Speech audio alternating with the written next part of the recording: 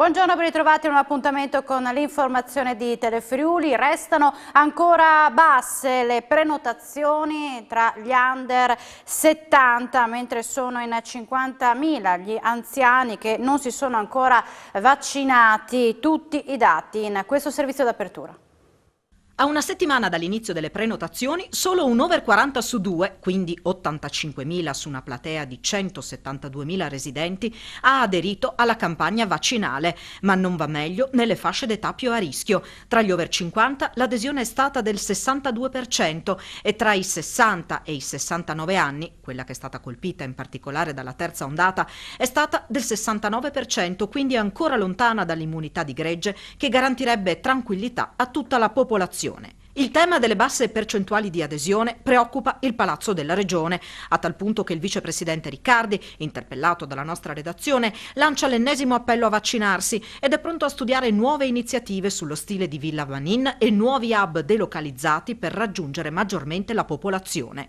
C'è poi il dato che riguarda gli over 70, fino ai 79 anni, una delle fasce più a rischio letalità durante la pandemia, che secondo una classifica del Sole 24 Ore vede il Friuli Venezia Giulia al penultimo posto per percentuale di vaccinati in Italia.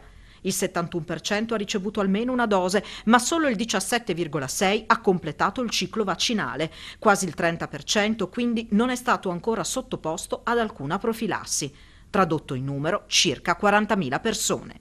Questioni di giorni per arrivare al passo della media italiana, perché dopo diverse settimane, afferma Riccardi, si è arrivati all'80% delle adesioni. Infine, gli over 80, la fascia più a rischio, 1 su 10, ovvero 10.000 su una fascia di 100.000 persone, non è stato ancora immunizzato.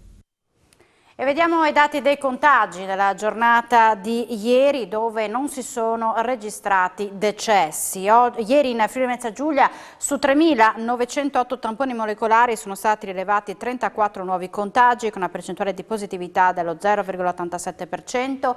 Sono inoltre 2.292 test rapidi antigenici realizzati, dai quali sono stati rilevati 5 casi, 0,22%. Scendono i ricoveri nelle terapie intensive, 10, così come quelli in altri reparti.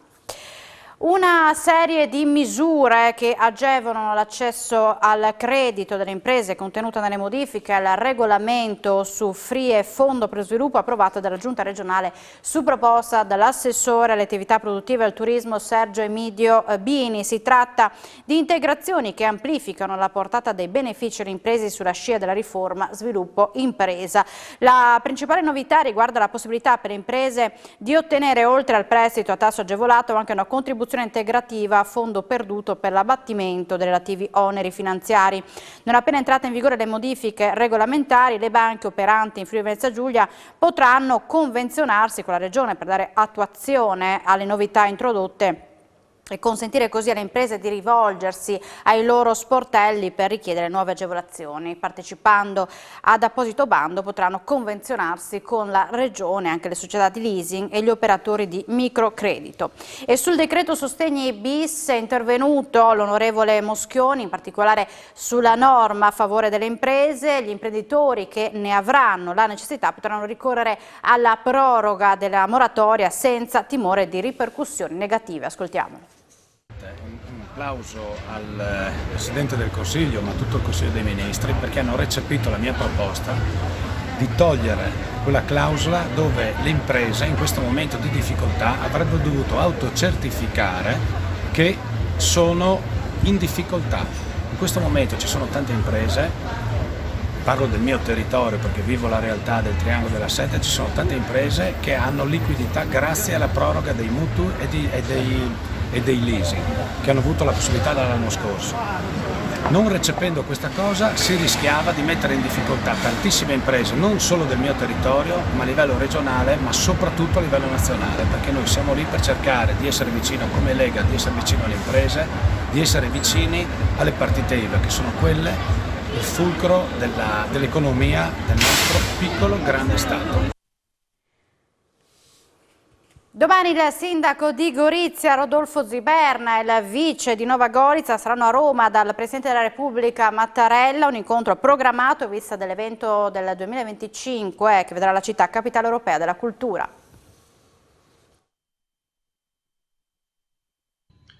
Domani a mezzogiorno, insieme all'amico Cleme Mikle, vice sindaco di Nova Gorizia, saremo ospiti del Presidente della Repubblica Italiana, Sergio Mattarella, presso il Quirinale a Roma. L'invito nasce dopo il ringraziamento che io ho avuto l'opportunità di inviargli nello scorso gennaio, ringraziamento per le sue splendide parole che ha destinato alla capitale europea della cultura, Nova Gorizia e Gorizia. Ho avuto modo perciò, oltre che di rappresentargli i sentimenti di gratitudine della città di Gorizia, anche la richiesta, ove possibile, di una sua presenza a Gorizia e naturalmente la possibilità anche di rappresentargli in forma fisica questi sentimenti di gratitudine. Fino ad oggi non ci è stato consentito a causa della pandemia. Peraltro nel frattempo, nell'incontro che ha avuto luogo sempre presso il Quirinale a Roma tra Mattarella e il suo omologo Presidente della Repubblica di Slovenia, Pahor, hanno comunicato il loro intendimento di essere presenti proprio a Gorizia nel prossimo autunno. Di questo parleremo con il Presidente e naturalmente ripresenteremo i sentimenti di grande gratitudine di tutto il nostro territorio, al di qua e al di là del confine, in questa grande sfida, in questa grande corsa verso la capitale europea della cultura, testimonianza perciò di un confine non più elemento di divisione ma di coesione, non soltanto in Europa ma anche nel mondo. Siamo alla cronaca. Un principio di incendio è scoppiato questa notte in una struttura ricettiva di Aquileia, albergo Basilica, dove si trovavano alloggiati diversi membri dello staff del Giro d'Italia. Per causa in corso di accertamento, probabilmente per un guasto di natura elettrica, un frigorifero che si trova nella zona comune delle colazioni si è incendiato. 3 delle 20 persone che erano alloggiate nella struttura hanno tentato di spegnere il rogo utilizzando degli estintori. È scattato subito l'allarme, sul posto sono intervenuti i vigili del fuoco del distaccamento di Cervignano del Friuli insieme al personale medico inviato dalla Sores. Sul posto è giunto l'equipaggio di un'ambulanza della Croce Verde Cervignano e Bassa Friulana che ha controllato sul posto le persone rimaste leggermente intossicate per aver respirato i fumi della combustione. Nessuno di loro fortunatamente è stato portato in ospedale. Si tratta dello staff che si occupa della pubblicità e del montaggio dei palchi per il Giro d'Italia. Sul posto sono intervenuti i carabinieri della radiomobile della compagnia di Palmanova. I danni sono limitati all'area del frigorifero e sono stati danneggiati alcuni arredi, tra cui tendaggi. A Tarcento, alla via, l'asfaltatura di 10.000 metri quadrati di viabilità, di cui parte ancora bianca, mai oggetto di lavori di stesura del manto bituminoso. Saranno messe in sicurezza 2 strategiche vie di accesso. 10.000 metri quadrati di strade al centro di un intervento di recupero che sta per prendere avvio nel comune di Tarcento. Grazie a un fondo di bilancio di 380.000 euro, spiega il sindaco Mauro Steccati, procederemo con l'asfaltatura di diversi tratti di viabilità, sia nel capoluogo che in particolare nelle frazioni. Tra le strade al centro del riassetto ci sono anche via Villin e via Valronchi di accesso alla popolosa borgata di Sedilis sulle colline, a favore non solo delle famiglie che vi risiedono ma anche dei turisti e dei cicloturisti. La zona, difatti, continua Steccati, è sempre più apprezzata da chi cerca spazi di relax all'aria aperta, muovendosi sulle 2 ruote. Metteremo mano anche ai tratti mai asfaltati, come tracciati ancora bianchi che collegano l'Oneriaco con via dei Cipressi a Segnacco. Il progetto complessivo conta infine il miglioramento della captazione delle acque relativo alla viabilità nella zona di insediamento produttivo. Diverse aziende insediate, infatti, conclude Steccati, ci hanno chiesto di intervenire per evitare allagamenti e dissesti del manto stradale in caso di ondate di maltempo. Non si può rovinare il lavoro di tanti, a dirlo Enzo Cainero, organizzatore delle tappe friulane del Giro d'Italia, che ha portato stamani i filmati ufficiali del Giro. La Digos è ora al lavoro per identificare il tifoso che ora rischia una sanzione amministrativa per turbativa di manifestazione sportiva con conseguente rischio di daspo. Il risultato mi soddisfa molto. Premia un po' tanti sforzi di persone che hanno dato l'anima, perché stamattina erano qui prima delle 6, sotto il nevischio, sotto tutta una serie di situazioni che erano difficili. Vorrei nominare Daniele Straulino, vorrei nominare Paolo Grazioli e Osvaldo Tavosanis, perché so io quanto hanno fatto, quanto si sono dedicati e questa è la vittoria del nostro territorio. Purtroppo c'è stato 1/2 semi sul percorso e io ho messo in moto adesso attraverso la Digos, lo voglio prendere e la voglio far pagare. Chi tocca i ciclisti, chi li spinge, insomma, questo l'hai chiesto molte volte di non... c'è stato purtroppo... Ma Francesca, non si può rovinare il lavoro di tante persone con uno scemo che se per caso mi butta giù questo ragazzo che ha fatto la vittoria, mi auguro, della sua vita. Sono degli incoscienti che vanno puniti. Io capisco il tifo, capisco tutto quello che c'è da fare, ma non la stupidità in questo senso. E oggi seguiremo in diretta la tappa Grado Gorizia, allora ci colleghiamo in diretta con la nostra Francesca Spangaro che è proprio a Grado, a te la linea.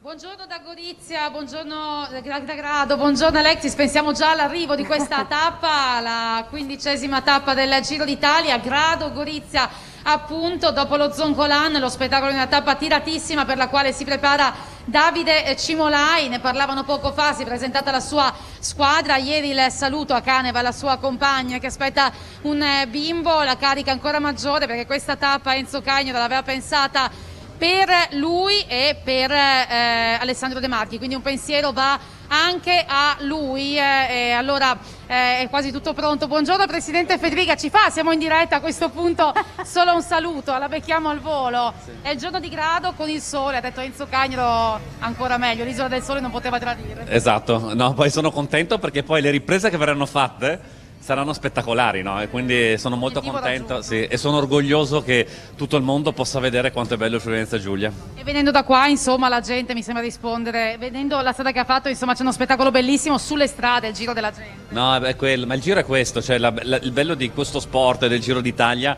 è che è uno sport popolare, uno sport dove tutti sentono partecipi, soprattutto chi non corre prima di correre, perché vedo come festeggiano, quindi è proprio bello perché possiamo sfruttare questa festa di popolo anche per aiutare appunto il turismo. Missione compiuta, insomma, anche se c'è una tappa da vivere. Però. Speriamo, uno dei passaggi importanti, però insomma, ecco, speriamo bene, tutto bene, però devo ringraziare anche tutti i volontari la protezione civile ed altro che sono messi a disposizione, stanno dando una mano enorme e sono sempre disponibili per aiutare questa terra. Grazie al Presidente della Regione Massimiliano Federica che abbiamo preso al volo, direi che insomma ha raccontato tanto lui, non ci vediamo con lo speciale tra pochissimo e quindi saremo mezz'ora in diretta per raccontarvi tutte le emozioni prima della partenza da Grado. Ciao! Grazie alla nostra Francesca Spangaro insieme a Gian Domenico Ricci per questo collegamento in diretta da Grado. Ed ora una novità che ci riguarda perché da domani mattina la rassegna stampa di Telefriuli cambia nome e anticipa i tempi. Vediamo.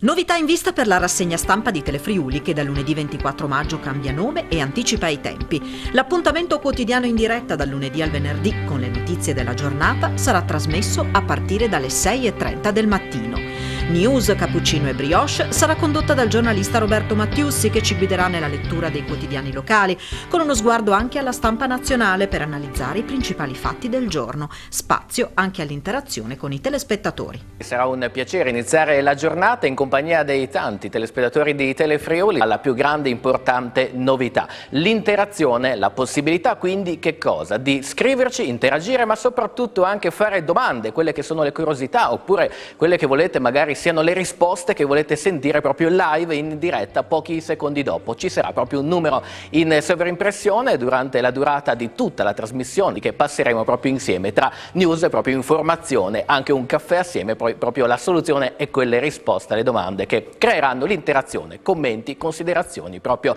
da vivere insieme di primo mattino.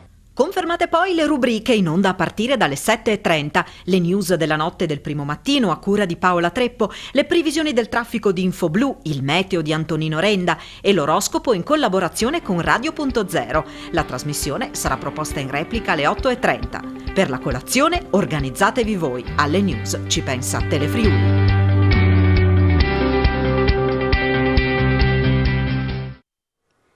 Siamo in chiusura con il nostro telegiornale che ritornerà in diretta alle 19, ma subito dopo la pubblicità appuntamento con la Focus in diretta da Grado per seguire la nuova tappa del Giro d'Italia. Quindi grazie per l'attenzione e buona giornata.